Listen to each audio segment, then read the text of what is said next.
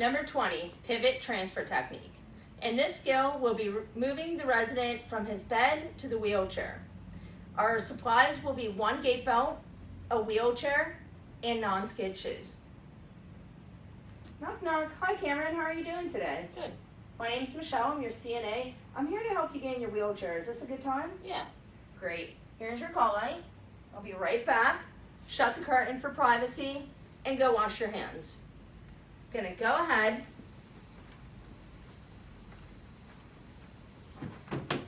Grab my gait belt and my wheelchair. I'm gonna place the wheelchair and the gait belt at the end of the bed while locking the chair. This way it won't roll away when we need it.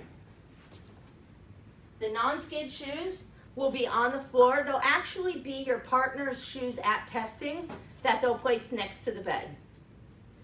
Cameron, I'm gonna go ahead and sit you up. How are you feeling today? Are you dizzy at all? No. Okay.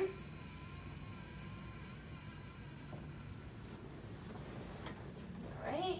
I'm gonna go ahead and I'm gonna place my hand under both of his knees, one hand on the shoulder, and we're gonna turn together. Ready? Yeah.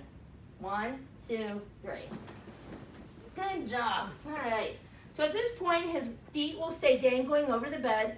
What's that doing is providing extra circulation. We're gonna put the gait belt on.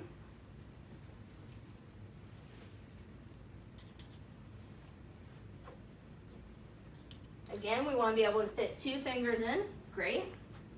Go ahead and put your legs together, and we're just going to scoot. No, don't go back. Don't go forward. Back up. We're going to go forward just enough. Well, let me put your non-skid shoes on. We're going to go forward just enough so your feet touch the floor.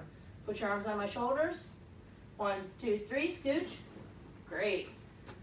While they're scooched forward, I'm going to lean over, unlock the chair, move it forward, lock it again. We don't want the wheelchair to roll when we place the resident in it. All right, Cameron, I'm gonna put my feet outside of yours again. On 3, 1, 2, 3. We stand and I pivot my foot. Have a seat. Good. I'm gonna remove the gait belt, always lifting up. Go ahead and cross your arms for me, shoulder to shoulder. And the count of 3, push with your feet back. 1, 2, 3. This is to make sure their back is touching the back of the wheelchair.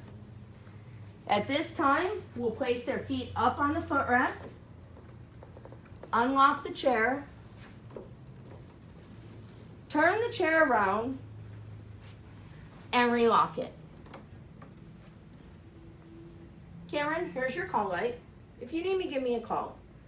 At this point at testing, we want to make sure the examiner understands that we know that locking the chair in some facilities could be considered a restraint. So we're going to let her know that if we were in a facility where locking the chair was a restraint, I would leave it unlocked. All right, Cameron, you have your call light. If you need anything, you call me, okay? Okay. Open the curtain and wash your hands.